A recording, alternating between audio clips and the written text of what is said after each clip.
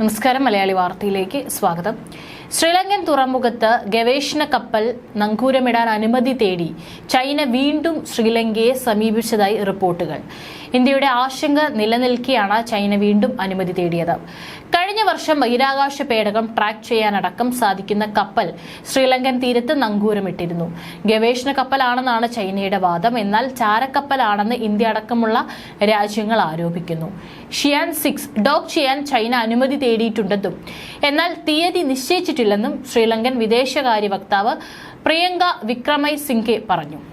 സമുദ്രശാസ്ത്രം, marine geology, marine ecology എന്നീ രംഗത്ത് പരിശോധനകൾ നടത്തുന്ന 60 പേരടങ്ങുന്ന ശാസ്ത്രീയ ഗവേഷണ കപ്പൽ എന്നാണ് ചൈനീസ് സ്റ്റേറ്റ് ബ്രോഡ്കാസ്റ്റർ ഷിയാൻ 6നെ വിശേഷിപ്പിക്കുന്നത്.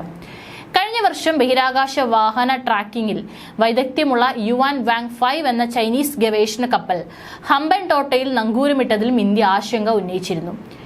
ഇന്ത്യൻ മഹാസമുദ്രത്തിൽ ചൈനയുടെ വർദ്ധിച്ചുവരുന്ന സാന്നിധ്യവും ശ്രീലങ്കയിലെ ചൈനീസ് സ്വാധീനവും സംശയത്തോടെയാണ് ഇന്ത്യ അടക്കമുള്ള ലോകരാഷ്ട്രങ്ങൾ വീക്ഷിക്കുന്നത്. ശ്രീലങ്കൻ കടലിലായിരിക്കുമ്പോൾ ഒരു ഗവേഷണ പ്രവർത്തനങ്ങളിലും ഏർപ്പെടരുതെന്ന് ശ്രീലങ്ക ചൈനയോട് ആവശ്യപ്പെട്ടിരുന്നു.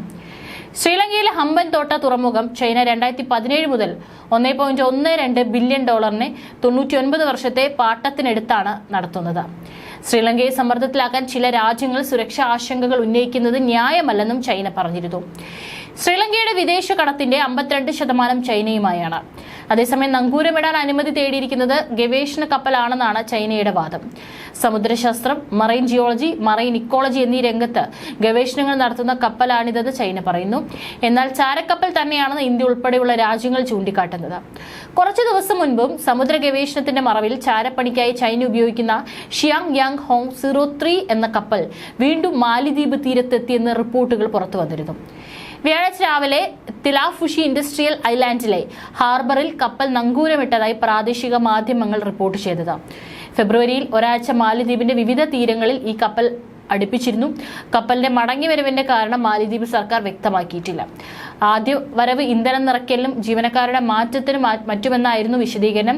രഹസ്യ സിഗ്നലുകൾ ചോർത്താൻ ശേഷിയുള്ള കപ്പലാണിത്. ചൈനാവാദിയായ മാലിദ്വീപ് പ്രസിഡന്റ് മുഹമ്മദ് മുയിസുവിന്റെ പാർട്ടി കഴിഞ്ഞ ആഴ്ച നടന്ന പാർലമെന്റ് തെരഞ്ഞെടുപ്പിൽ വമ്പൻ ഭൂരിപക്ഷം നേടിയതിന് പിന്നാലെയാണ് കപ്പലിന്റെ മടങ്ങിവരവ് എന്നത് ശ്രദ്ധേയമാണ്. ഇന്ത്യൻ മഹാസമുദ്രത്തിൽ ചൈനയുടെ ഇത്തരം കപ്പലുകളുടെ സാന്നിധ്യത്തിൽ ഇന്ത്യ നിരന്തരം ആശങ്ക പ്രകടിപ്പിച്ചിരുന്നു. ചൈന അയക്കുന്ന കപ്പൽ കടലിന്റെ അടിത്തട്ടിലെ മുങ്ങിക്കപ്പലുകൾ മുതൽ ഉപഗ്രഹങ്ങൾ വരെ നിരീക്ഷിക്കാനുള്ള സംവിധാനങ്ങളോട് കൂടിയതാണ്. ഇന്ത്യയുടെ മിസൈൽ പരീക്ഷണങ്ങളും ഉപഗ്രഹ വിക്ഷേപങ്ങളും ഭൗമ നിരീക്ഷണ ഉപഗ്രഹങ്ങളുടെ കൃത്യമായ സ്ഥാനവും മറ്റ് നിർണായക വിവരങ്ങളും ശേഖരിക്കാൻ ഇതുവഴി സാധിക്കും.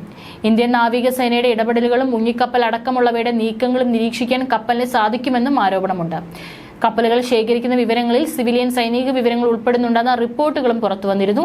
എന്നാൽ ഈ റിപ്പോർട്ടുകൾ ചൈന തള്ളിക്കളഞ്ഞിട്ടുണ്ട്. ചൈന ഉയർത്തുന്ന ഭീഷണി എന്ന തരത്തിൽ സൃഷ്ടിക്കുന്ന വ്യാജ കഥകളുടെ ഭാഗം മാത്രമാണ് ഇത്തരം റിപ്പോർട്ടുകൾ എന്നാണ് ചൈനയുടെ വിശദീകരണം. കപ്പലിലെ ഗവേഷണ സംവിധാനങ്ങൾ ശാസ്ത്രീയമായ ധാരണകൾ ഉണ്ടാക്കാനാണ് ഉപയോഗിക്കുന്നതെന്നും ചൈനയുടെ വിദേശകാര്യ മന്ത്രാലയം വ്യക്തമാക്കിയത്.